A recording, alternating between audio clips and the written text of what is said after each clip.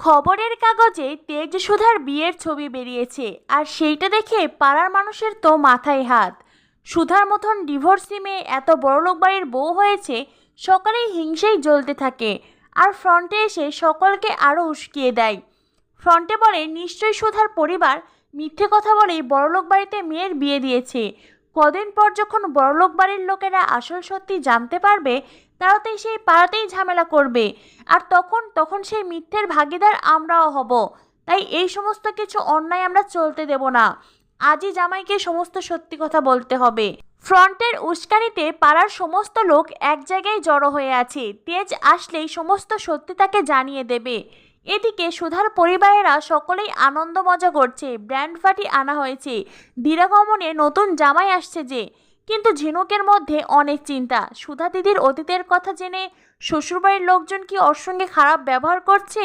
ঝিনুক মনে মনে প্রার্থনা করতে থাকে, ভগবান, আমার সুধাদির চোখ থেকে তুমি আর কখনো জল ঝরিও না। এদিকে তেজ সুধা চলে আসে।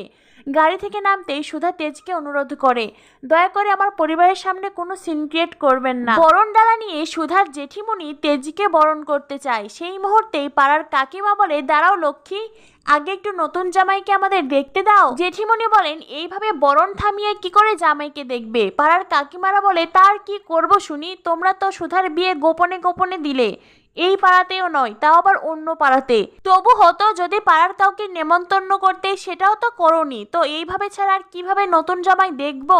আরেকজন বলে, এত লুকোচুরি করে সুধার বিয়েটাই বা দিলে কেন, সেটাই বুঝলাম না। নাকি এই পাড়া থেকে বিয়ে হলে সুধার অতীতের কথা, সুধার ডিভোর্সের কথা সকালে জানতে পারবে, সেই জন্য?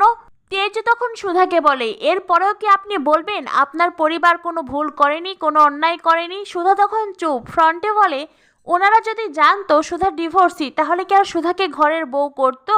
অনেক আগেই তো দূর দূর করে তাড়িয়ে দিত। তখন এই পাড়ার কাকিমারা সুধাকে আরও বাজে কথা বলতে থাকে, কিন্তু তেজ আর সহ্য করে না। তেজ ভীষণ রেগে যায়। তেজ বলে, চুপ করুন, তখন থেকে আপনারা সুধার সম্পর্কে অনেক বাজে কথা বলছেন।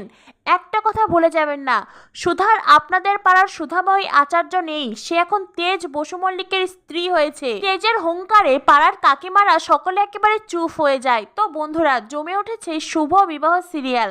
কি হতে চলেছে আগামী পর্বে? পরবর্তী আপডেট পেতে আমাদের সাথেই থাকো। ধন্যবাদ সবাইকে।